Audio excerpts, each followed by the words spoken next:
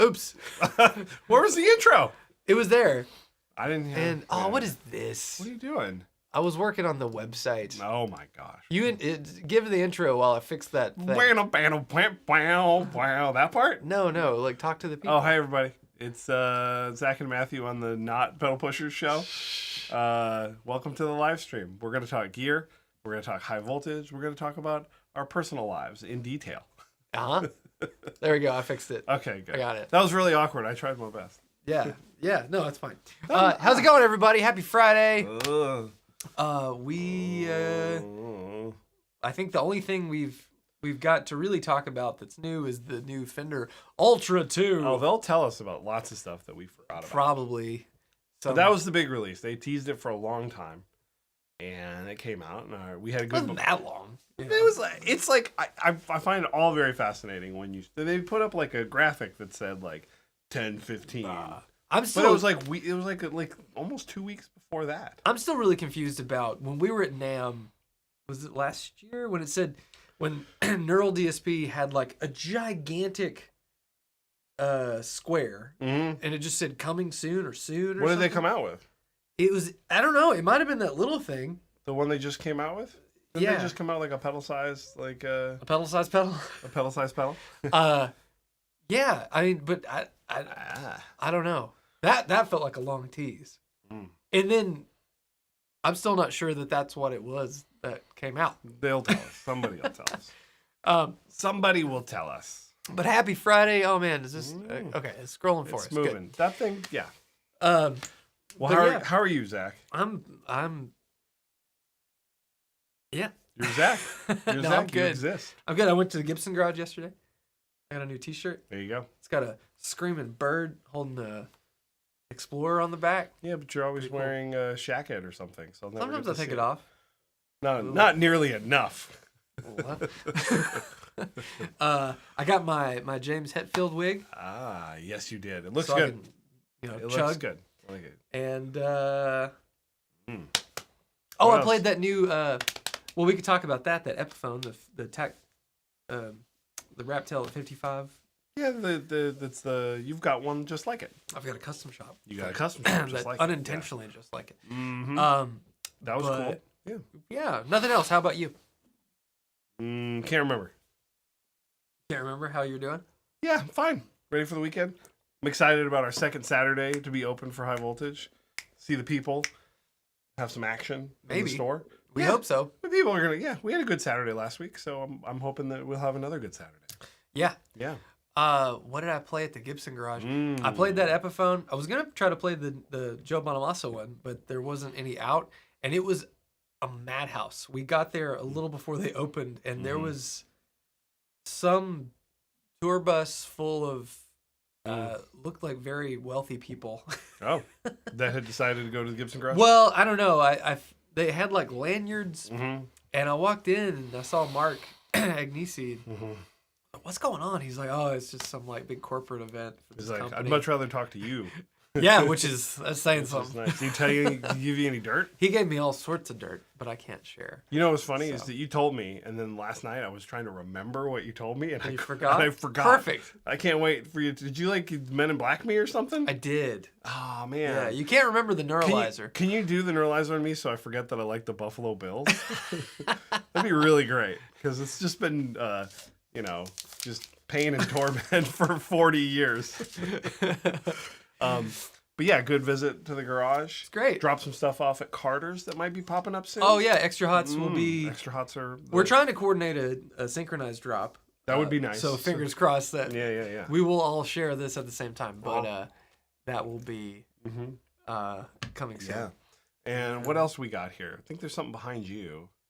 Move. Oh, is it behind you? Did you set it up? There it is. Boink! We got our first Castadosa into high voltage. That's the Contras Baritone in Fiesta. And I got a chance to play it yesterday in depth for the first time with a new pedal that'll be for sale in a couple weeks. How was that?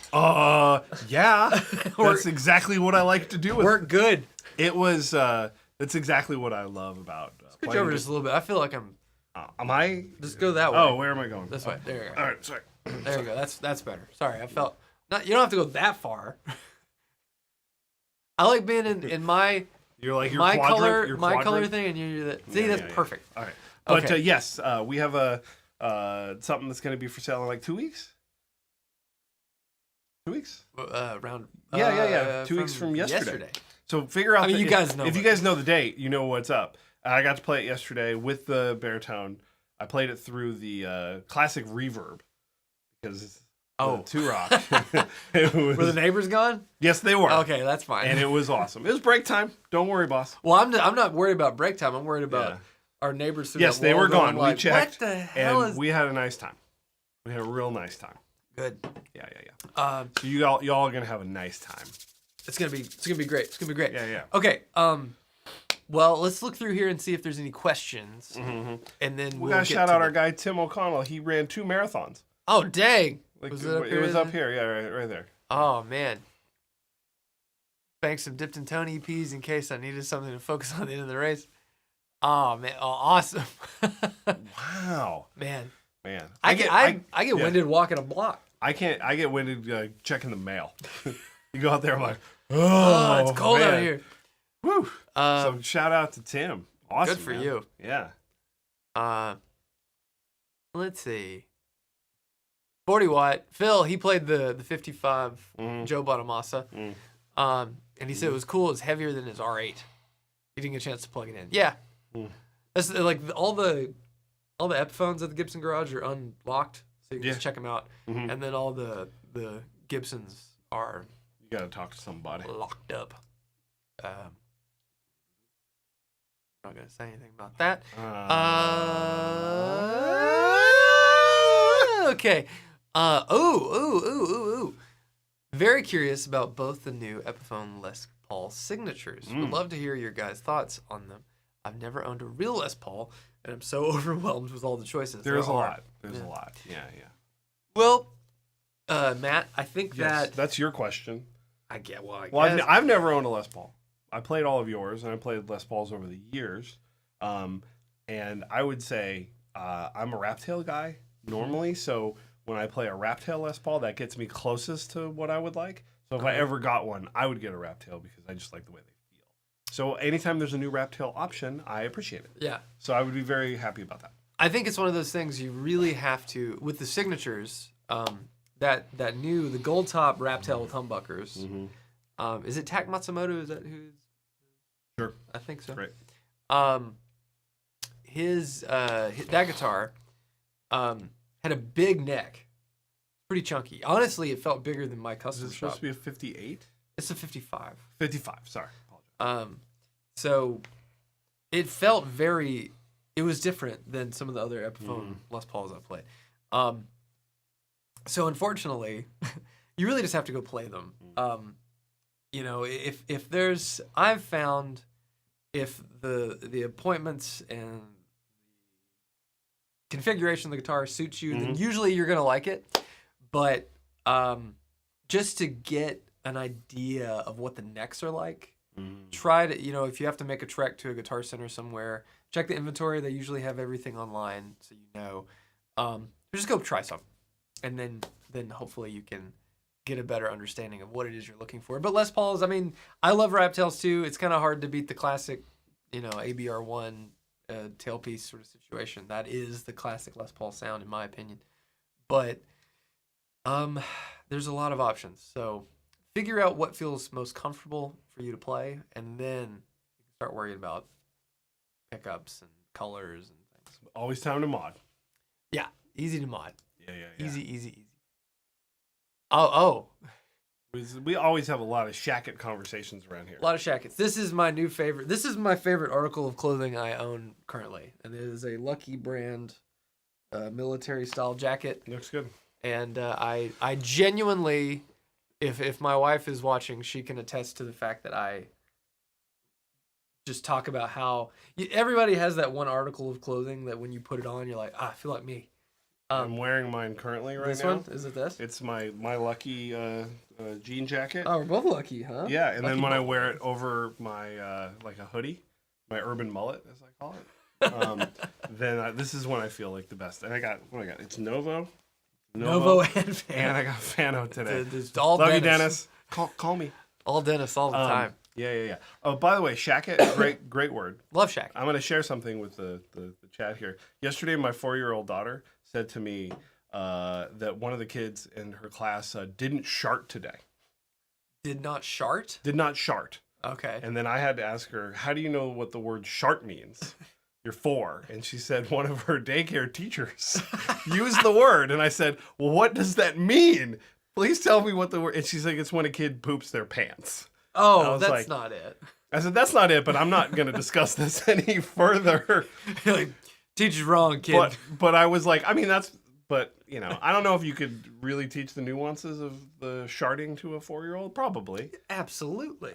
When you think you're going to fart and then, but the point is that I just thought it was really funny that she used the word shart. And that's a good word. I just wanted to share it with everybody. Because that's funny. When did Graham first say something like that? Do you remember? Oh, God. Because this is definitely the first time that she said anything like that where I'm like, where did you hear that? I don't know. I don't know. Morgan probably has a better recollection of that. But I don't know. He started cursing a little bit more because we were watching more movies. Like we watched The Goonies. Yeah, there's a lot in that movie. And one of them mouths is like, "Oh shit," and he went, "Ha, oh shit." I'm like, "Oh no!" Oh, and plenty of times we've been watching the stream, and then I've said something. Well, he has done. Uncle Matthew has a potty mouth, but he said he's under his breath a lot lately. Yeah. Over the past year or so, he's gone, "Oh, what the hell?" Yeah, and I'm like, "Hey, don't." I just thought it was funny. It was funny. Especially when it was coming from one of her daycare teachers. Shart's a funny word. Yeah. I love shump, too. Wait. What's a shump? Shump is when you take a dump in the shower. Oh, yeah. Why? It's a shump. Oh, man. We're going to get flagged for this one. Okay. Okay. I'm sorry. We're moving on. All right. Jeremy, have you ever played any Deans? Deans. I owned a Dean for a while. You did? Yeah, I had a Dean. You don't remember this? I had one of their the Dean Explorers. Oh, okay. Yeah, with the split, like the V headstock. The whale tail. Yeah, I had one of them for a little while in the mid 2000s. It was not very good. Yeah, they're okay, all right. So let's get into it. We've devolved enough. Oh my god. So, wake up, computer. Wake up. The Fender released. Okay, here's the big story. Boink this. Here, let's just go. Can we make this full screen so no one has to. Let's see. Wide? Is that the right thing? Here we go. Okay. So, boink. Whoa, where's us? We're gone. Oh man. So Fender released the new American Ultra 2. Highly anticipated. Big hyped. It was. Like all the streets just talking about it. The streets? Yeah, the streets. Is that where you hang out? No. But basically, it's an update to the American Ultra series. And I think the internet, kind of like us, is slightly confused as to like what's the big difference here? Because we got new colors. Those knobs look slightly different, don't they? Or is that just me? They got the S1 style where they got the little push in the top. There's a push, there's that, but they look. Sometimes they'll have like little grippies. But let's click something. Let's see. Let's get one that's got. I get confused on Fender's website because they have all this stuff and it's all the same model, just every color. Yeah, I don't like brands that. No. Those knobs look. They look bigger to me. There's something about them that they look like they have less of a collar.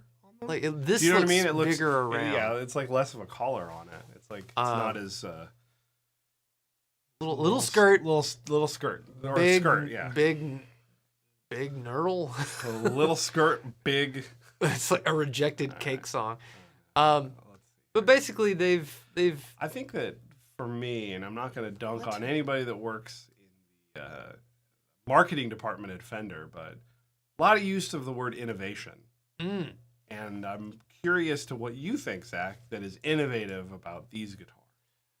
Now that's new. Like, I think you could say it's innovative next to like a vintage Strat, but they've been doing like modern versions of the Strat for a long time. Yeah, they have. So I don't know what I want to know what's innovative for this year.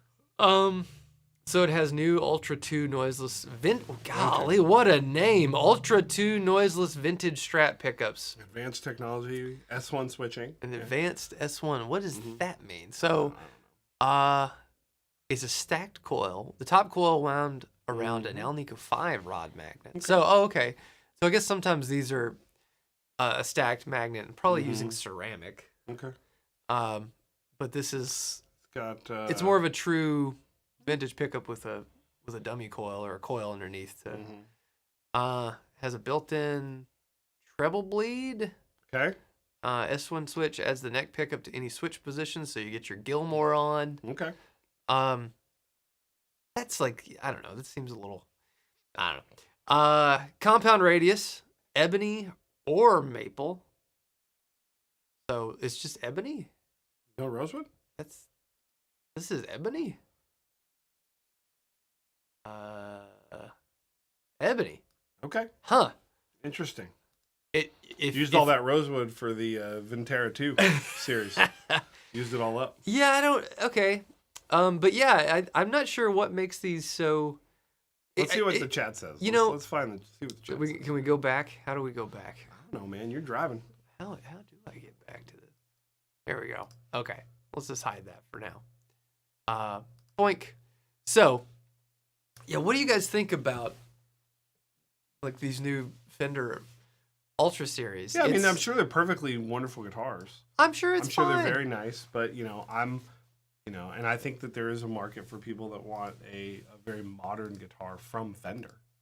So right, that's what this is. I just it's sort of like in any sector, whether it's technology stuff like the new iPhone or whatever. Like whenever it comes out, it's like this is the most innovative, best one yet, and they like put another camera lens on it or something, or like, and it's always like you're always like, like for a while there, they were like, the leap between like iPhones was like huge because they were getting into the technology, and you'd be like, oh, I have to get a new one because it does all this, and it's been about the same for like 8 years now. It feels like that new one does feel like. Does it feel like it's a new leap? It kind of does to me, but I'm also... So I always think it's interesting to kind of like... I understand doing an update, and there's always going to be something, new about it, but I don't love the colors. That Texas Tea is pretty cool. Love Texas Tea. That's a good color. What was the color you didn't like? I don't like that solar... Whoa, what happened? This website stinks. I don't like this whatever this solar... Is it on... That one? No. This is like that greeny yellow. It's like called Soul or something. Looks like a Lambo. Yeah. Yeah, I don't like that. Yeah, I'm not crazy about that either. Let's see the chat. What are you guys thinking about this? Yes. So, all this innovation, no stainless steel frets. I don't really like stainless steel frets. No. Personally, I think it makes a bright guitar really bright, and Fenders are bright. So. Let's see here. I think they mean not innovative. The not is silent. Well, innovative marking technologies. Yeah, it's they have to figure. One of Fender and Gibson and all these guys' main job is how do we sell the same shape to people over and over and over and over and over again. Yes. And this is just the new version of that. You got to do it. I'm not blaming anybody for it. I don't even think using the word innovative is bad. It's just, it's interesting, just sort of, that you kind of have to say that. Yeah. You know what I mean? That's sort of like it's a baseline. John says S1 switching is useless. I disagree. I think on the Strat, only adding the neck pickup is a little, I wish it did more than that. Because that seems like a bit overkill to have that entire switch assembly to just have the Gilmore mod. But it is cool to have it. Yeah. There you go. For this price, why do they make the necks that orange, ugly hue? I don't think Fender... I mean, it's a little orangey, little yellowy, but it's not that bad. I think that's maybe just in the photographs. I feel like it's not that bad in person. Yeah.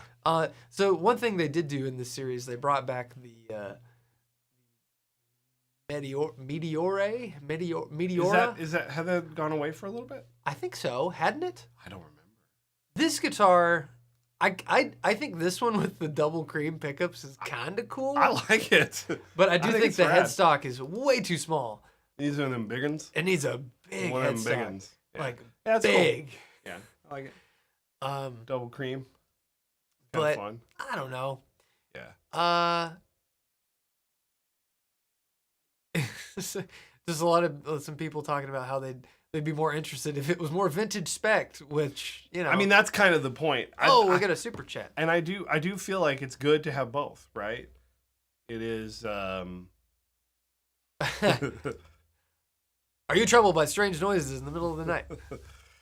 I do think it's good to have both because, you know, I mean, Fender is competing against, you know, Tom Anderson and Sir and guys that are doing modern stuff with neck heels and pickups, and they are, right? They want to compete with those guys. Well, I feel like those guys are competing with Fender. Well, you know what I mean. Like, they want to have, like, you want to have offerings that say, like, we don't just do that stuff. And I think a lot of that stuff is really cool. I think just sticking to vintage specs is you're missing out on a lot of things that could make you might really like. Yeah, no, for sure. You know? Did everybody watch the video with Rhett in it? Right, Brett Skull. A lot of people in the comment section were very confused that I did not know what his name was. Yeah, but he did. Yeah. Yeah, it's an interesting thing, and I'd like to play him because I thought the last batch of Ultras were really good. Mm-hmm. And thank you, All Things Weatherly, for the super chat. That's gonna go to our Taco Bell budget. Our Taco Bell budget. Yeah. There's like this thing that pops up on Ecamm that I can't click away from whenever I go on the thing. Yeah. But so I do think the Meteora is it's pretty rad. Like it doesn't feel completely finished to me. It seems like it's so close. Mm-hmm. But it's cool. It's cool. Yeah. And overall, I think, you know, again, I assume that there's a good market for this stuff because they're doing it. Don't know if that's like I think most of the people in our chat are going to be, you know, want more vintage specs, right? Yeah, and there seems to be a lot of discussion about noiseless pickups. I actually like noiseless pickups when they work, and I do feel like the last batch of Fender noiseless pickups were pretty good. Yeah, as long as you're not sacrificing the overall tone, right? And I think the days of that those days are behind us. Yes. I think what Fender's done for the past number of years, the noiseless pickups are pretty good. I think Fishman make incredible noiseless pickups. I mean, they're active, so it's not, you know, it's different than a noiseless because it's not just a humbucker; it's a completely different thing.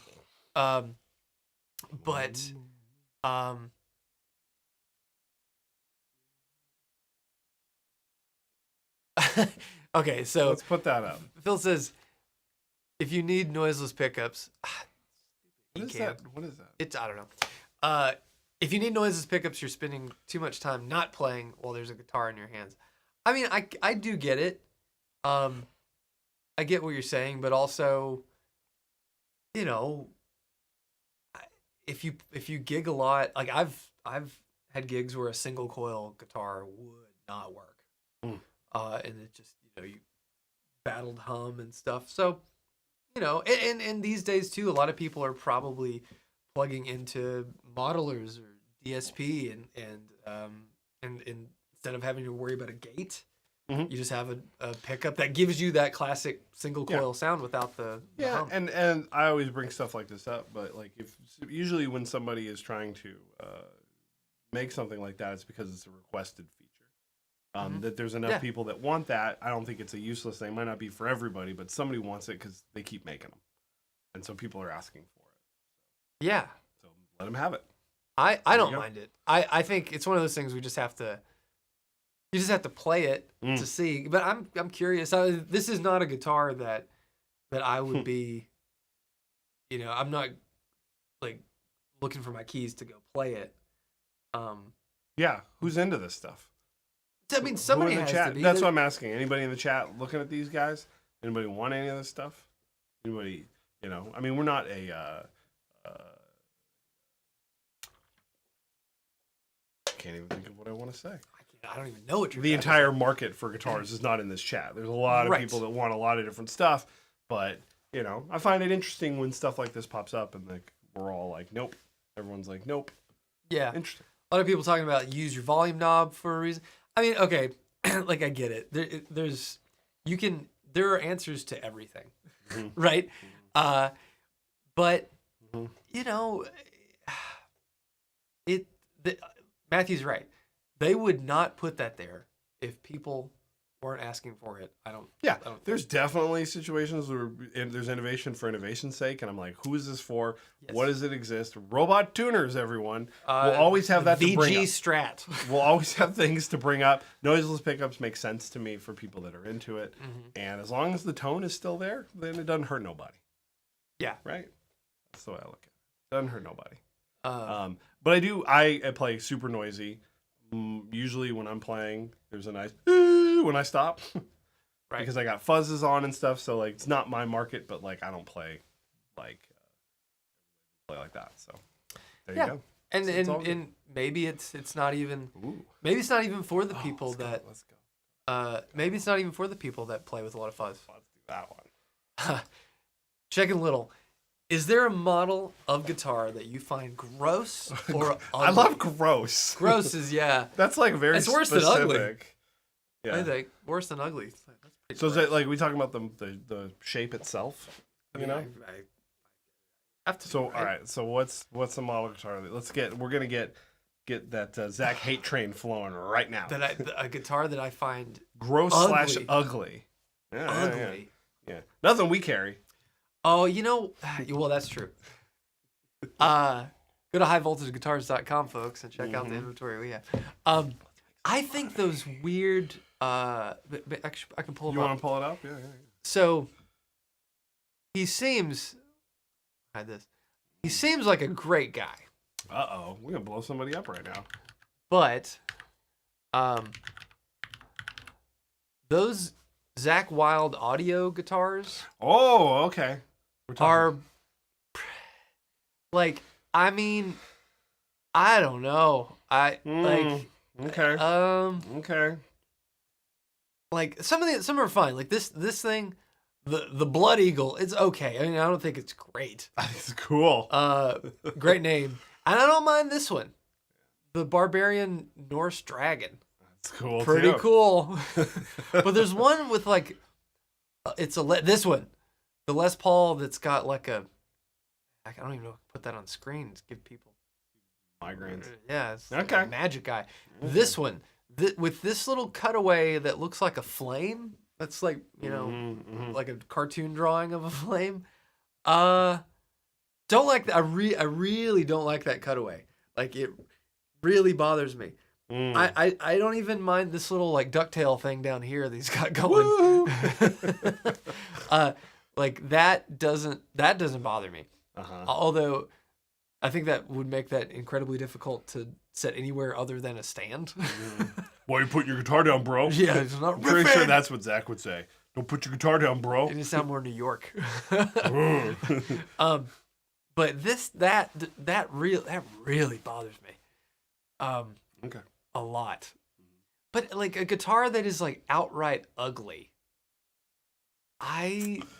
What does the chat think? Guitars are all are beautiful children. They're wonderful. That's what I think. There has to be something that you think is. I mean, this isn't great. That's not great, and it's not just the resin or whatever is put on there. That's a weird shape. I don't know. A guitar should not look like a Rorschach test, you know. But I think this is kind of cool. See, that's what I mean. It's like we're all, it's all very. That looks like a cartoon. That looks like something like from a cartoon. Yeah, like you tell like a 5-year-old to draw a guitar. Yeah, like and that's what they would do. Yeah. From Satan's guitar, draw it. Like there it is. Satan's guitar. But I don't know. Can you think of anything that is outright just? I mean, hard no. BC Rich ugly. I disagree. No, I like the BC Rich. I think BC Rich are kind of cool. I don't think they're all created equal. But I have not. I don't know if I've ever been to the BC Rich website. But like the Warlock, That's pretty cool. pretty rad. I mean, I like the Warlock. Ironbird, it's okay. That's pretty cool. I'm not a big fan of like the. Is this the bitch or the bee? Oh, they changed the name. Yeah. The BICH. Yeah. I don't like that. This is not great. I have never seen this before. But that's a little, I don't know. That's like, you got the smudge tool in Photoshop and it's a little weird. What a fun exercise. That is fun. Basil, you're wrong. That PRS rules. I love it. The NF53 is great. I love it. I think it looks awesome. The last one looked like a tooth. It's hard to know which one that is. I'm really trying to think of something that I don't like. Corey gets it. Corey's right there with us. No. Like, I mean, they're all kind of ridiculous. There's a lot of, like, ridiculous stuff. I just realized. So, Corey, Hi, Corey. Hi, Corey. The Mockingbird, BC Rich. Josh Williams, we just sold him. Wasn't that called a Mockingbird? It is called a Mockingbird. Oh, man. Beauty is in the eye of the beholder. Yes. Yes. I mean, that's it. It does look like the smudge tool. See? Ivan is Iceman. Rules. No, the Iceman. I love the Iceman. Fantastic. Man, I'm really trying to like rack my brain here. I mean, there's some finishes I don't like. Yeah. You know? I don't know. They're all guitars, dude. It's cool. You give somebody a guitar and you rip on it, and it's gonna be rad. I know. I'm not trying. Danny, I'm not trying. Really didn't like the Theodore, but I'm kind of turning around. I'm trying not to be like. I'm not doing a bit where it's like Matthew's really positive about everything. I'm literally like really trying to like think of something that I didn't like. Matthew Johnson, the reverse flying. Okay, V. I don't like that. That's one. I don't like that. So here, let me pull that up. There you go. So the Gibson reverse flying V that was a like guitar of the week. Oops. From I think it was. Hey, look at that. Our sponsored ad. Why the hell is that there? I don't know. Don't click on it. I'm not going to. We pay per impression or for clicks? Just clicks on this. Okay, good. So. Yeah, no dice, dude. Yeah, that stinks. I don't like that. It's awful. It's so bad. That's not good. That's it. That's the worst guitar shape. Yeah, I'll say that one. That one's really bad. I don't like it. It's so awful. Okay. Moving right along. No more questions. Rhett hates the Supersonic, but I dig it. Yeah, I like this Squire Supersonic. A Fodera basses. I disagree. I'm fine with them. They're very bass players have their own unique sense of style. Yeah, they're just doing their own thing over there. Yeah, it's just like why is everything so round? You do you, bro. Gotta have that round sound, Brown. The round sound is set. It either sounds super round or it sounds like a typewriter. As my been listening to some Korn. Yeah, my childhood best friend plays bass, and he said he'd be like, man, I just don't know why bass players work so hard to get this nice equipment and all this talent, and then it sounds like. You gotta cut through the mix, bro. Yeah. Gotta cut through that mix. Oh, okay. All right, what's new? I like the James Tyler headstock. I do too. I think it's great. I think the James Tyler headstock, even when it says it's like Tyler. I think it's really cool. I like it. I got not into it wasn't a screaming argument, but I got into a very heated disagreement at Carter over the James Tyler. Over the James Tyler hit. The guys were like, "Oh, it's so ugly." I'm like, "No, you're wrong. It's cool." I mean, and no, it's like a thumbs up. It's all just personal preference, so there's no objectively ugly. It's just whether you like it or you not. Yeah, I think it's fun. It's all fun. This is fun. Acoustasonics are ugly. Yes, I do think they're ugly. I don't like the way they look. Yeah, I think they're ugly. Yeah. Not only do I not like the way they sound, but I think they're also ugly. But she's got a great personality. I don't know if I would declare any of these gross. I will say one gross is any guitar with a Confederate flag on it. That's I know we're gonna get into politics in here, but that's not politics. Y'all lost, so get it off your guitar. Sorry, Dimebag. Oh man, get it off your guitar. Well, he's not doing nothing anyway. Anyway, so.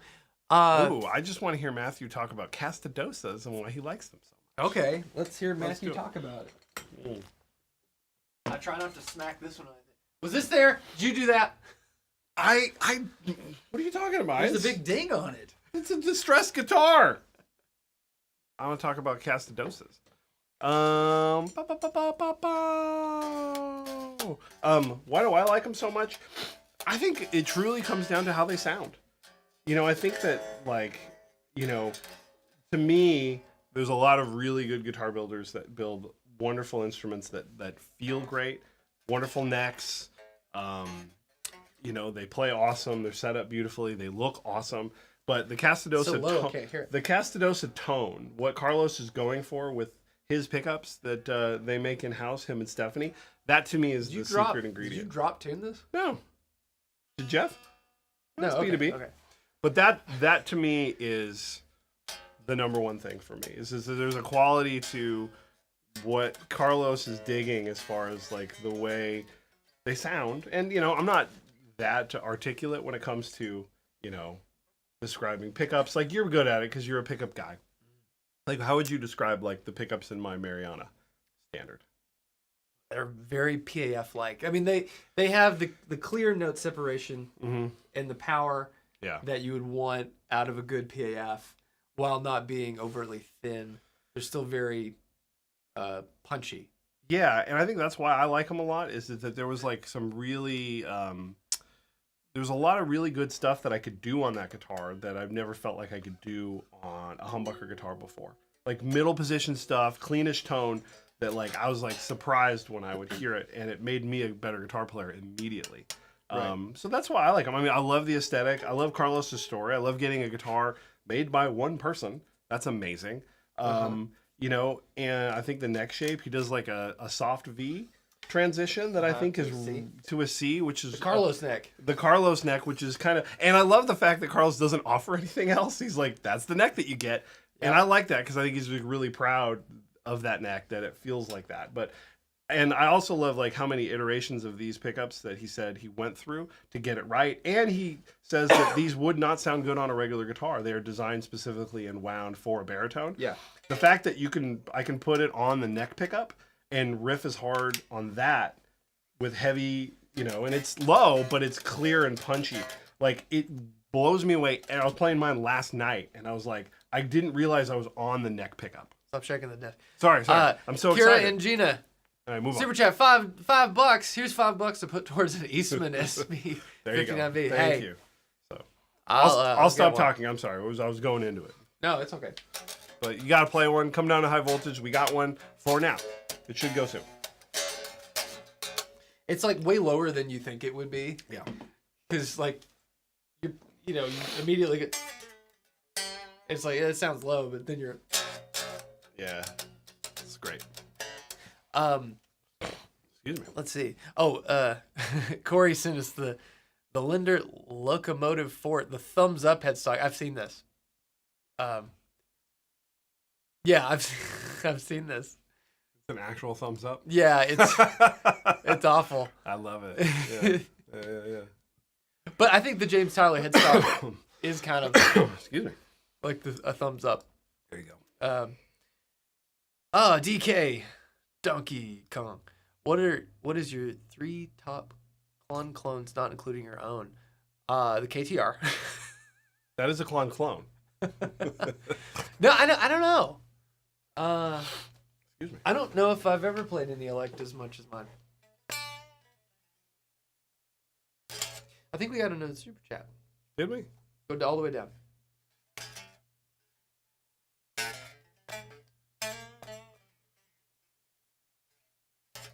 Let's click the picture.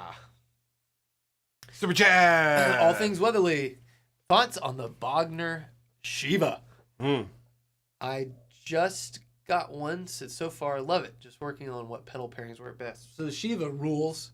I wanted one desperately back in the day. They're incredibly, or at least the one I messed with, was heavy, like only on one side of the amp. You pick it up and it was like all the transformers and stuff were on one side. Oh, jeez. And so it was a pain to move it. But it's just like a really great Marshall, so anything would really work well into it. I think something like the Mjolnir or the Envy would be perfect into that because you already have like that push thing, and you take some with a little mid-range push and slam it into the front of that, and you're well on your way. It's party time, baby. Yeah, you're riff-tastic. But good for you. The Bogner Shiva is an awesome amplifier. But I would do that. That sounds great. Yeah. A Mjolnir or a anything else on here? I just got here.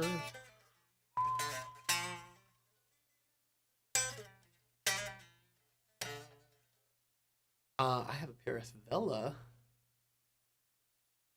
Oh, I think the bird inlays are really tacky.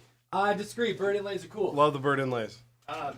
Terrific. And Paul put the birds on there as a tribute to his mother, and I think that's really awesome. I love it. Because moms are cool. And y'all got one. Man, my stomach is talking right now. What's for lunch, dog? It's like put more soda water in me. Food good. That guitar looks so long. It's a baritone. It's a baritone. So it's 27-inch scale. Let's see. Dr. Z Maz 18 on my radar. Put that baby up. Let's talk about that. Oh, wait. Oh, that? Oh, I was going to put it up the website. Yeah. Doink. Jim. We've got one. We do have one. Let's try to sell something. Okay. We got to learn how to do that. How do we do that? I don't know. We know how to sell pedals. Do we? I mean, yeah. Let's see. I'm gonna put Jim down here. I'm gonna put high voltage up here. There we go. Everybody's on the screen. So go to highvoltageguitars.com, shop, and then hit Dr. Z. And here you go. Maz 18. There it is. All right. The Maz rules. So give a quick breakdown of the Maz. 18 watts. Simple 3-band EQ that is very interactive. Reverb. Yep. Cut. So like a tone knob for your power section. And master volume. High and low inputs. Also has a tone stack bypass with a variable control, so you can foot switchable. It's foot switchable, so you can change how much you're kind of like boosting. And in a nutshell, the sound of a Maz 18 is like you took the best qualities of like a deluxe reverb sort of front end and married it to the best qualities of like a box. I think it's got all the chime, all the note separation, but it breaks up really well. It's super easy to play. It takes pedals as good as any amp you'll ever find, and not too heavy, and they're loud enough for any gig. I gigged with a Maz 18 for years. And yeah, Jeffrey has one. Yes. And he's been using it for quite a while. Shocking how long that's been his main amp for how much he likes to turn things around. Yeah. So that tells you how good it is. I think the Maz 18 might be the most, like one of the most versatile amps you could possibly get with what it can do. I think it's super cool. In the top, probably in the top 10 best amps of all time, Dr. Z Maz 18. Just the amount of stuff that you can do with that thing is incredible. I mean, you can get nasty with that thing if you want to. Gain, and it's like it's cool that you can do that. You know, like you can get real crunchy with that thing. And it's beautiful. Love it. What? This should not be there. Oh, I know. That's all right. We're learning. We're figuring it out. Austin Powell. Hey, Austin. I'm going to talk to you later today. Yeah. Pop Austin up there. Should we yeah, sure. Let's try to sell some stuff. Boink. Austin. Me and Austin are going to jump on a phone call later talking gear. Yeah. Is a Novo Nucleus range comparable to a generic Gibson or Fender custom shop off the rack, or more like a standard American custom shop, baby? Custom shop, yeah. Custom shop. The quality, because the thing about the Novo range that is slightly confusing, custom is just really indicative of... It's just options. It's just the options. Yep. The build quality, the materials, the hands that make them. Everything's the same. So, yeah.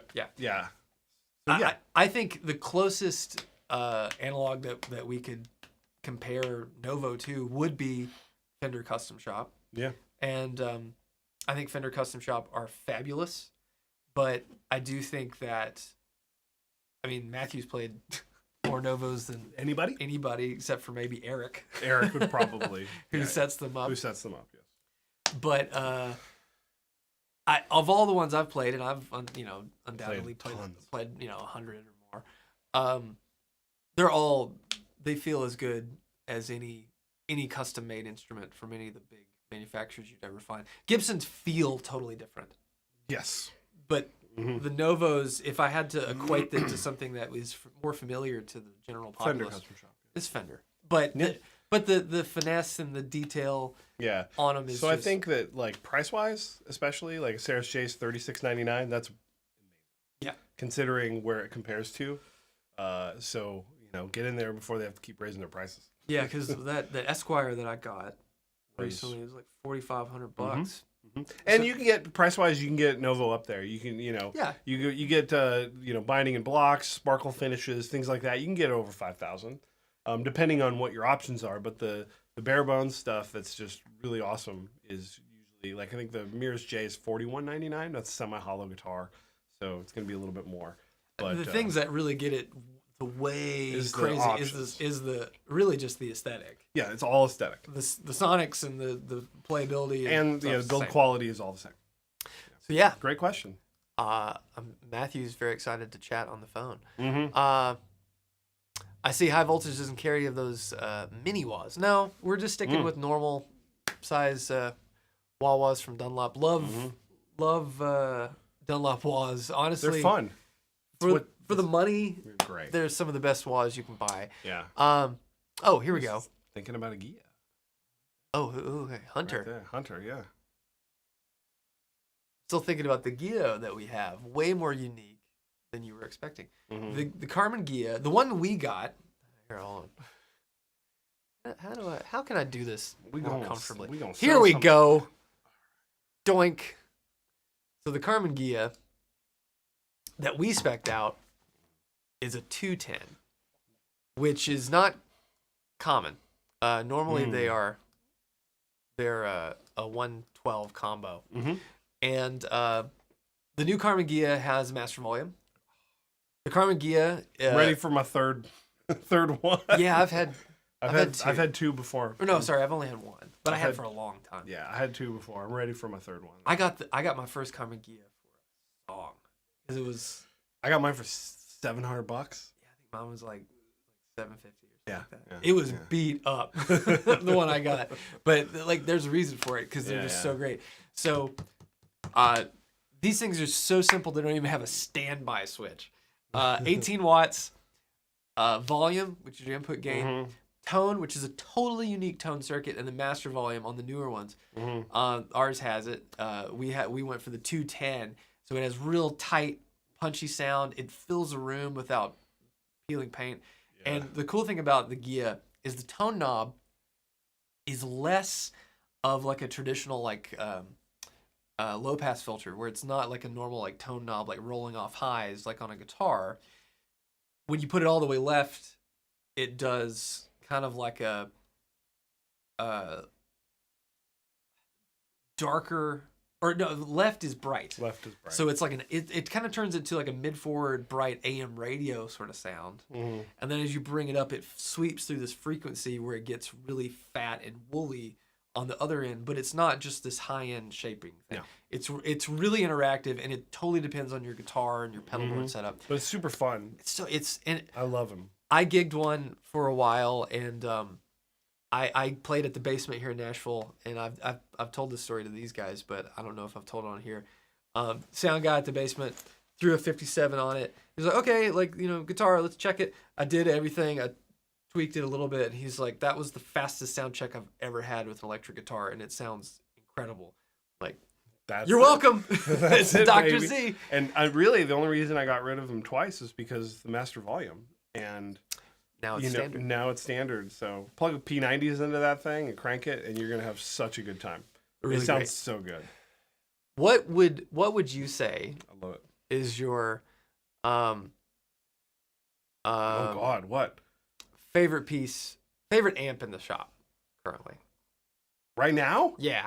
Oh, I have to say, I think it's the classic reverb. Oh, really? Yep, it is. It is. I don't know if my father's watching this right now and he's gonna get not upset at me. Uh-huh. But I think that there's I've always wanted to be the person that says I'm gonna get my drive sound from the amplifier, so I need gas, right? Uh-huh. But I realize over the years that I just like the pedals that I like, and I like the sound that I get from them for the drive so much that I'm sort of going back to the idea of what's the best platform that I can get, and I think it's this amp right here. This amp sounds so freaking good. It's incredible. I had never really spent much time with one. I keep plugging into it. It's awesome. Yeah. And Rhett he's got one that's green suede. Mm-hmm. And he was doing a gig and he thought there was an issue. Turns out there was not. I think it was just he's Brett Sculling it. It was just accident. Sometimes he said he was having trouble. I think it was a cable issue. I think one of his guitar cables was crapping out. And Eli sent a backup because he had this big gig, to me. And he's like, check it out. Let me know what you think.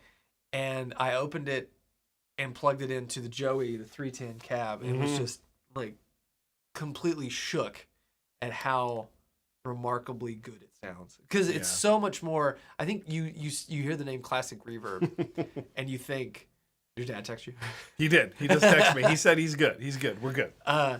Just how I think you assume it's just a clean thing.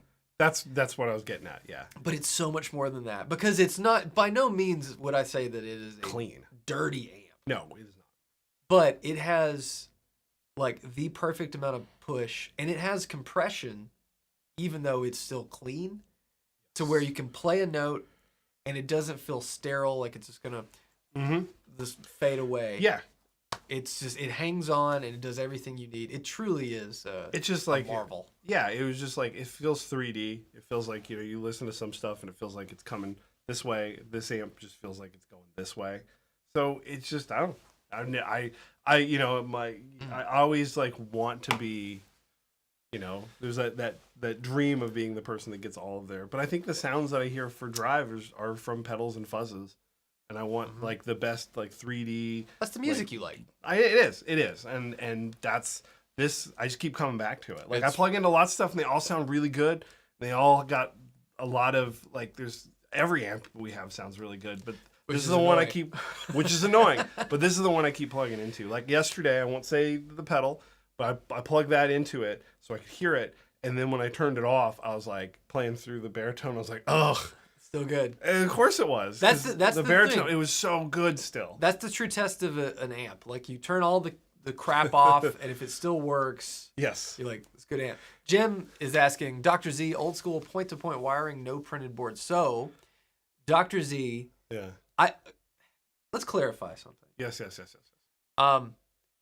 Very, very, very, very few amps are point-to-point. Point-to-point is where you take resistor and other components, or component to component, and you wrap them up like this and you solder that. Not many amps are made like that. Dr. Z's are made typically, currently, on turret boards. So you have a phenolic material, some sort of circuit board material, and then you have little posts, kind of like an old vintage Marshall. You wrap the lead around there and you solder that to that. Fenders are made on an eyelet board. Usually it's some sort of fiber board, almost like a pickup bobbin. Okay. With little metal holes on them that you put the component leads through, solder in the hole, that fills up. Everything has its place. The one thing that I will say is for the value of a Dr. Z amp, they're priced like they're a PCB amp, but they are completely hand-built by a team in Ohio. The prices are just kind of plain stupid. It's, in my opinion, when you plug up, it's incredible. The Z28, it still shocks me every time I plug into it that it sounds as complex and harmonically rich and everything that it does, and it's only $21.49. But just it just goes to show how good Mm-hmm. Mike, the Dr. Z, is at designing and building amps. Mm-hmm. So, There you go. and I'm not trying to throw shade at anything else we have. I think everything we have kind of sits in a class in its own. Mm-hmm.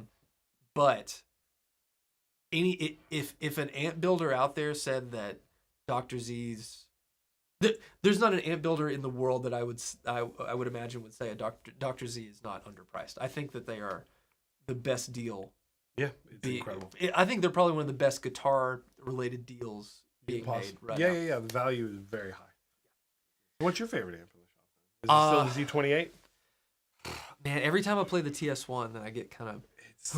I mean, that is a little bit of the problem. It's kind of like I played the classic reverb yesterday, and if you ask me that question any of the days, it's like, what did I play last? Yeah, because I did play the Z-Rack before, and I was like, ugh. Z-Rack's really good. Z-Rack is awesome, so it's a little bit like that. Okay. Pop it up. I love my Cestus pedal idea for you Metallica fans. Would be nice to have a dual pedal drive, one for Kill 'Em All and one for And Justice. That would be great. Totally different. You know what the Justice pedal does? You turn it on, and then your bass player disappears. He just blinks out of existence. Jason, where'd he go? It just does this. Suddenly, it cuts off your bass players. Just mutes his cable. Oh man, that's good. I would love that. The Kill 'Em All sound is like a modded 800. Do you like Kill 'Em All, or do you like Ride the Lightning better? As far as from a guitar sound, mm-hmm. I think it's so hard because I think that they all have their place. There's something about just how angry and like hungry they were on Kill 'Em All. It's so good. They're playing so hard and fast and loud. Yeah. You can tell how loud it is. But I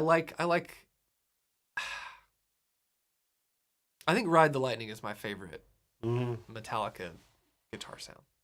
Yeah, I think it is. The Montauk. Oh yeah, I forgot that. I did see that earlier this week. Wait, what's yesterday? Yeah, I mean the last amp I played yesterday. Yes. What day is that? What do we think about the Dr. Z Maz 18? We just did that, Matthew Turner. Oh man, rewind. Rewind. Yeah. Chicken Little, the Supro Montauk. Good price to compete with the Prince Ton. I saw RJ's demo. Sounded good. Wake up. Oh, you mean RJ sounded good? Playing something? Cool. No offense, RJ.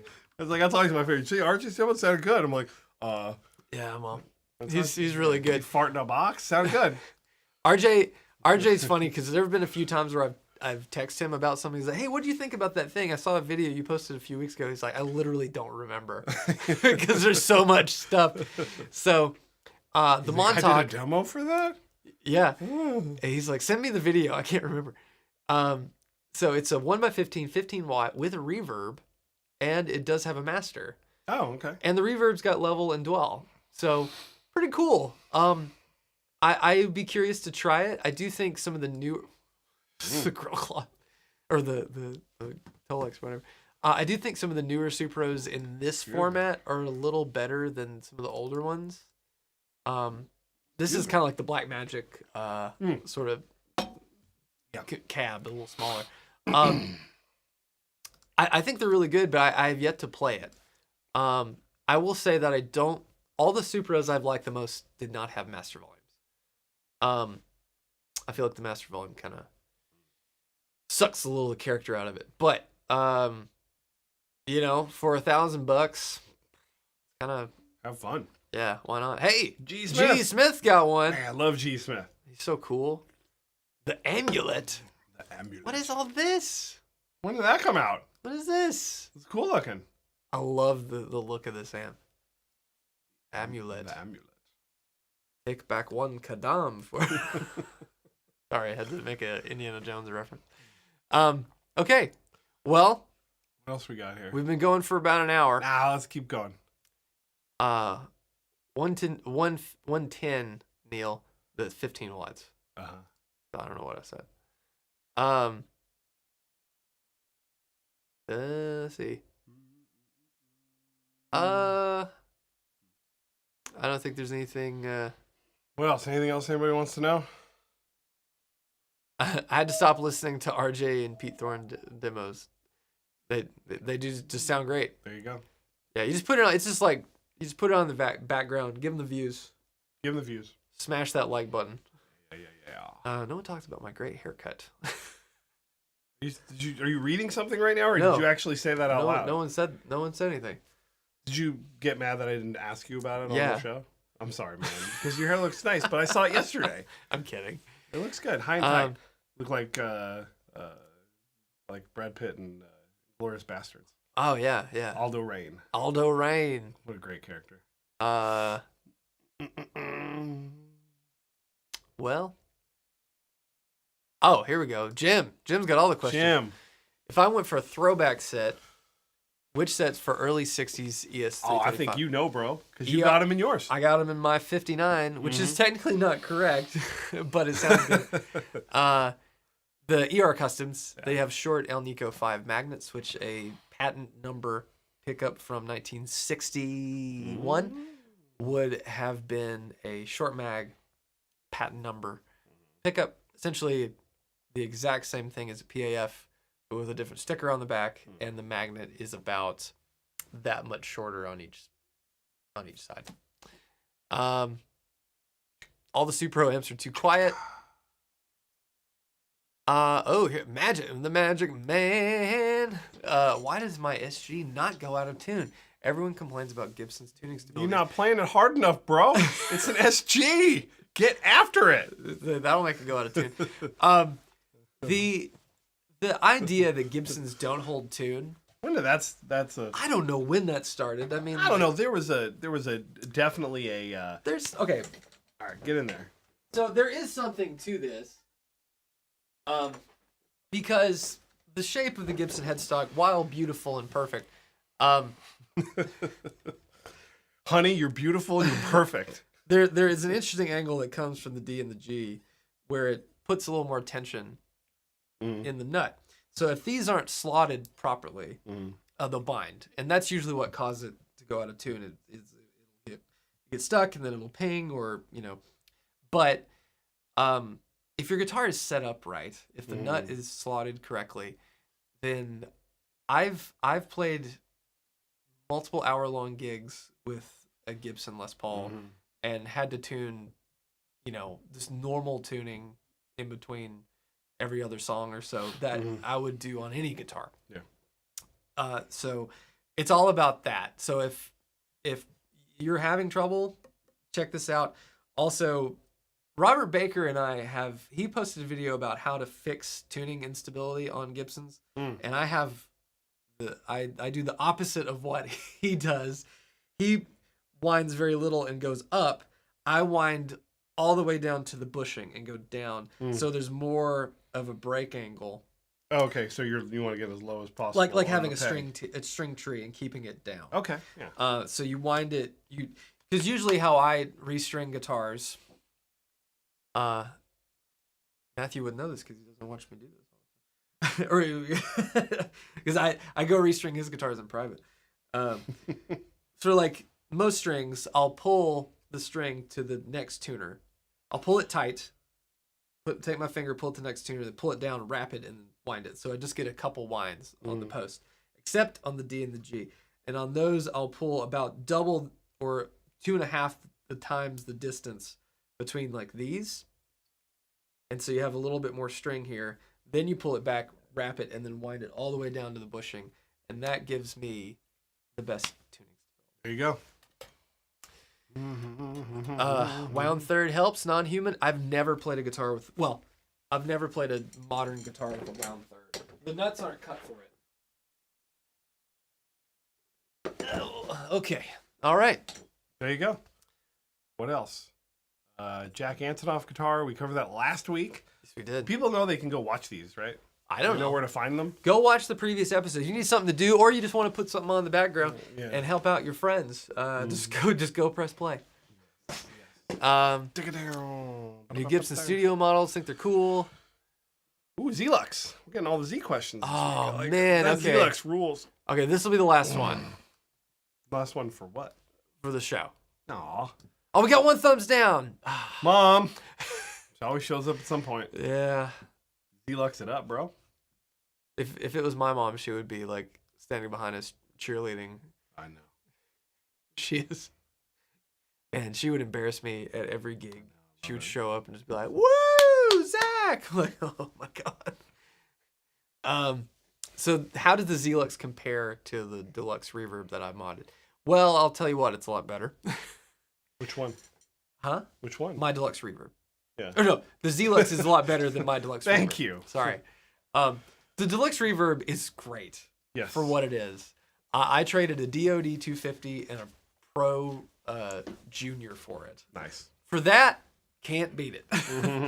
But if you want to spend more than $500 on an amp, the Zelux is incredible. So it definitely has a sort of vibe of a deluxe reverb, but apparently the tone stack in it is more of like the Maz voicing, which is still gonna get real heady for a second, which is still from a schematic standpoint the same sort of topology as a Fender tone stack, but with different values. So it shifts where the mid-range frequency sits, where the bass, where the treble sits, how much gain goes through the tone stack. But it has a more lush reverb than any reissue deluxe. Sounds awesome. The tremolo is fantastic.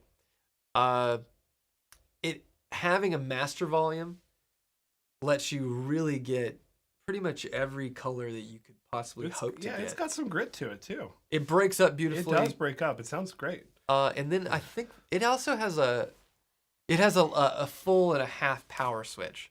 So, because really the Zelux is it's 2040 watts, so it's more like a super or a Vibroverb or something, or Vibrolux rather. Yeah.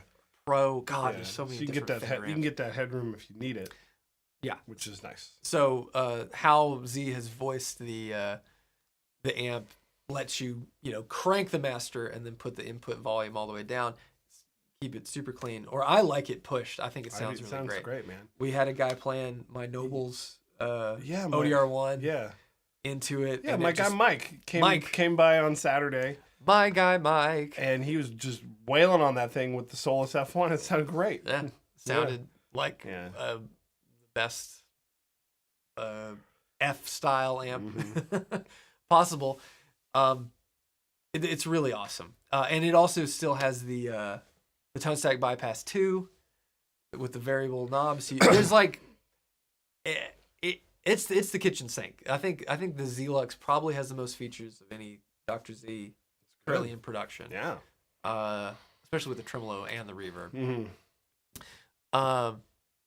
But yeah, I think if you're interested in that, go to highvoltageguitars.com. You can read my little write up and all the specs and whatnot. And give us a call. Yeah. We got a phone number on the website. You can call us. Talk gear. We'll be here tomorrow too. If anybody's in town. Well, yeah. We're open. 10 to 4. If you're in town today, just come on by. We'll be here. We'll be here. Tomorrow, we're here 10 to 4. Hard out at 4. And them babies need us. Yeah, families. We got lots of stuff to do. We got a Halloween neighborhood block party tomorrow. Oh yeah. Yeah. I'll be in my James regalia. Just. Are you gonna post that picture, or are you gonna wait until closer to Halloween? I shared a story of my Hetfield outfit, but I'm looking forward to my wife finishing my Olaf costume. You get to be James Hetfield, I get to be Olaf for Halloween, and I'm happy about it. I really am. It's fucking great. Oh, it's awesome. I love it. There is nothing more like making your kid happy on Halloween, and like absolute best. It's worth whatever embarrassment you have to suffer through. Graham has wanted me to get I've drawn a line at any sort of big onesie Spider-Man outfit. Yeah, I'm not doing that because I don't think, unless there's a muscle suit under there, I don't. No one needs to see that. No, I would no. It'd be a be a real short trick or treat trip, I think. Like, sir, put that thing away.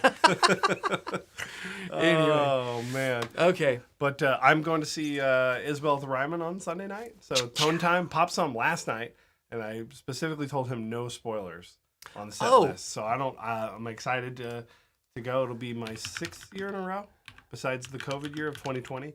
Who's making the shirts that we like? Music City.